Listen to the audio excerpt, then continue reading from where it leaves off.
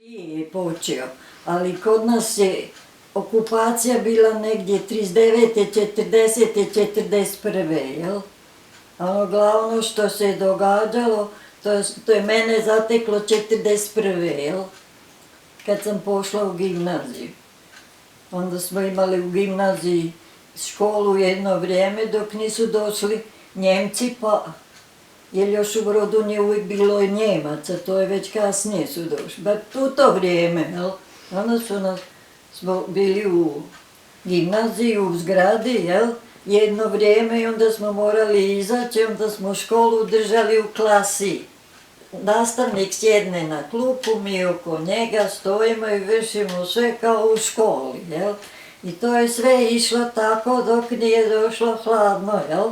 Došla zima, onda smo malo negdje u kino i ovo i ono. Sad kućemo na nastavu, jel? Onda su u Kotaru, neko išao u Kotar, neko opet u kino kuda je, ali moj razred, jel? Moj razred, recimo i od moje sestre, ona je bila starija, jel, od mene, nego mi smo išli u Kotar. I to je sve išlo, mi smo tek onda navečer išli. I sve je to bilo lijepo, to je trajalo jedno 4 godine, jel? Sve u Brodu se to događa, ali već se je znalo i za partizane i ovo i ono. Dečki, recimo, 7. i 8. razred gimnazije, oni su išli nekud na izlete pa su ih zarobili partizani tu po brdima, jel? I tog je bilo. Mene jedan dan je mama rekla, nemojte se zadržavati na Korzu, nemojte i odmah idite kući, jel? I zašto? A ono bili su dvojicu objesili, jel? Tako da nismo, 2 partizana su uhvatili i objesili. To je bilo ono meni prvo najstrašnije. Ovo je sve bio rata. Dijete to ne shvaća, jel? Znaš, to je tebi, nama je to djeci bilo kao avantura, sjediš u klasi, jel tako, jel? Dok nisu počele bombe, jel? A svi su bježali iz Broda, po selima okolo. I onda znam, ono najstrašnije bilo po noći bombardiranje, jel? Ono se osvijetli sve, a mi smo već bili otišli u Ruščicu. Tamo je tata nam našao nekakav stan, jel? Išli smo u Ruščicu. On radio u Slavoniji, a Slavonija je imala recimo kolosijek industrijski koji se spajao sa ovim glavnim kolosijekom. Čujte, ja mogu samo kako je moja familija to doživljala, znate. Možda da je bio u ono vrijeme on ko neki špijun, a nije bio špijun, nego je bio jedan njegov prijatelj, naš prijatelj, kućnik, on je bio inače Rus, ali je bio umjetnik, znate. To je brodski glavni umjetnik, već još danas, jel, nije on je umro, jel. Da je on dolazio k nama i onda bi tata i on sjeli, imali smo sjenicu u dvorištu i tu bi tata s njim pričao. Znam, uvijek mi smo djeca bili, ali vidim uvijek da je mama jako zabrinuta, jel? Što on tamo s njim sjedi. Mi to nismo znali šta je. Jedne noći, jedan dan nije došao kući, znate. Mama je, vidim, jako bila zabrinuta, ne zna šta će s glavom, onako, znate kako je kad je žena za muža jako zabrinuta, a mi smo oko nje djeca slutili da nešto je, ali nismo definitivno znali sa to je to, jel? Samo znamo onda kad je tata kasno navečer došao, sad da vam ispričam što je tata mami pričao, jel? Da ga je neko cinkovo, da je sa tipovim, to je taj Rus je, mi smo njega zvali gospon Vasiljko, da je sa Vasiljkom nešto mutio, jel? Tata mami priča kako ga je došla policija njemu na posao, njemačka ortskomanda, jel? I kako su ga odveli u ortskomandu i kako su ga vodili kroz jednu do drugu sobu i ja sam kod dijete to slušala, kako su iznutra zatvarali kapke, sve jako i sve u braku bilo, onda se sve I onda je kak je tatu ispitivao za toga, a sad to sam rekla da je tata Austrijanac, mi smo puno jako pjesama njemačkih zvali. Da?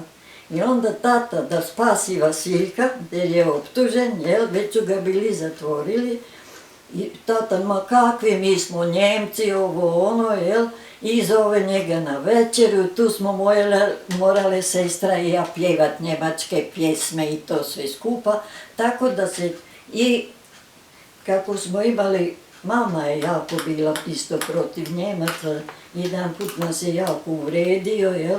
A kad su došli k nama na tu večeru, pa su pričali, onda je taj Njemac, oficir njemački rekao, no, kaže, nisam ni znao da u ovako jednoj šugavoj zemlji neko zna još nekako govorit nego lajat.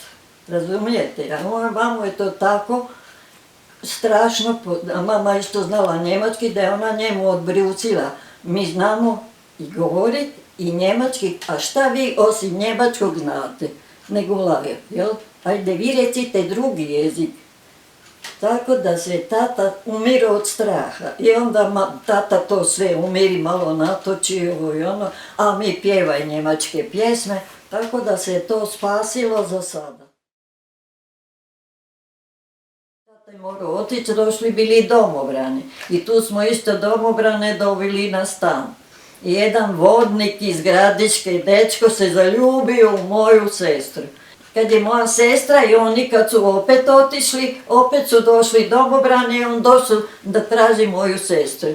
I budući ju nije našao, on je toliko dobar bio da je on nama doneo kutiju veliku punu margarina, vreću brašna, doneo nam je masti, ulja, tako da smo mi i svake nedelje dok su bili tamo nam je doneo i mesa. Tako da smo mi malo odahnili i jeli. A ona kutija, što sam ja rekla, neću o toj kutiji, to je mama svom sinu koji je otišao s tatom i sa Zrenkom, jel?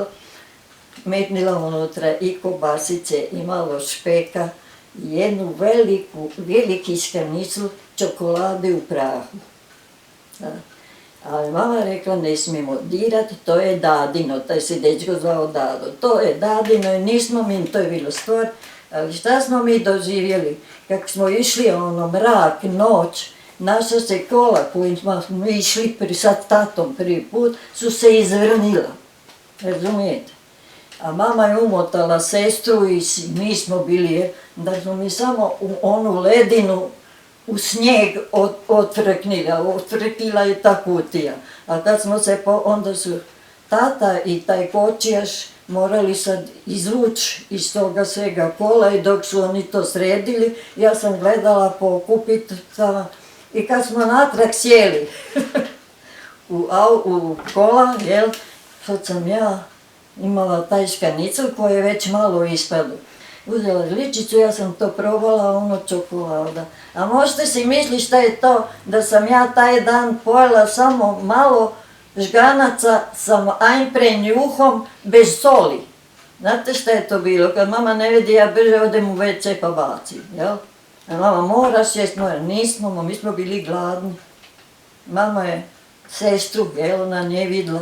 Šta jeste, jer sve u redu, noć, ništa ne vidite, nigdje ni otkud svjetla mrak, samo snijeg. A snijeg cipio, meni je to tako lijepo, bilo mi toplo u kolima i jedeš čokoladu, razumijete? Jer možete shvatiti kako je to nama veselje bilo. Briga te za sve njih kad si ti gladan, a ovo ti čokolada. Samo smo mi jeli te čokolade i ništa drugo nismo dirali, nismo mi nju ni pojeli, samo smo se počastili.